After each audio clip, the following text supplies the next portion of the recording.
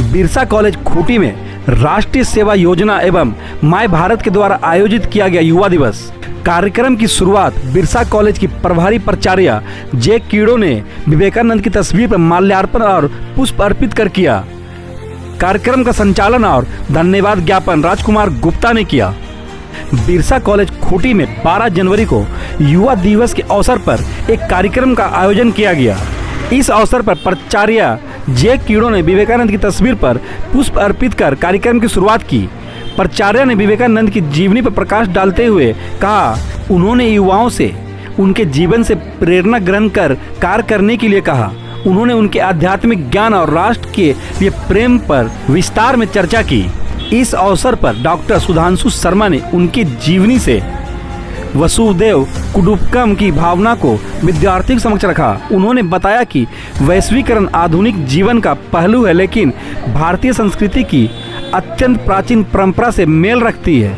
उन्होंने विवेकानंद के जीवन का वह किस्सा सुनाया, किस प्रकार अमेरिका में आयोजित धर्म संसद में विवेकानंद ने भाइयों और बहनों से संबोधित कर तालियां बजती रही थी। कार्यक्रम में डॉक्टर पुष्पा सुरीन ने बच्चों को यह बताया कि देश युवाओं के माध्यम से ही आगे बढ़ता है। समाज और देश को बदलने की शक्ति युवा शक्ति में ही निहित है, इसलिए युवाओं को विवेकानंद से प्रेरणा ग्रहण करनी चाहिए। डॉक्टर अभिषेक श्रीवास्तव ने विवेकानंद के जीवन के विभिन्न प्रसंगों को बताकर उनका ऐतिहासिक महत्व बताया। उन्होंने बताया कि उस समय के दो महान शख्स महात्मा गांधी और विवेकानंद आपस में कभी मिल नहीं पाए। वह मिलते तो शायद देश और समाज कुछ और ही तस्वीर होती। कार्यक्रम का संचालन और धन्यवाद ज्ञापन राजकुमार गुप्ता ने किया। उन्होंने युवाओं में जोश भरते हुए कई शेर सुनाए और युवा दिवस को प्रत्येक वर्ष उल्लासपूर्वक मनाने का संदेश दिया। उन्होंने कॉलेज में होने वाले कार्यक्रम में युवाओं की भागीदारी सुनिश्चित करने की बात भी कही।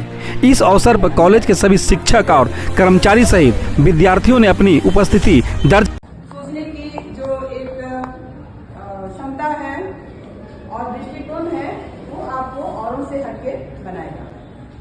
मैं यह बताना चाहती हूँ कि अगर हम ईश्वर को ढूंढते हैं तो हम लोग मंदिर जाते हैं, मस्जिद जाते हैं, गुरुद्वारा तीर्थ स्थान जाते हैं, लेकिन ईश्वर कहाँ है? कहाँ है?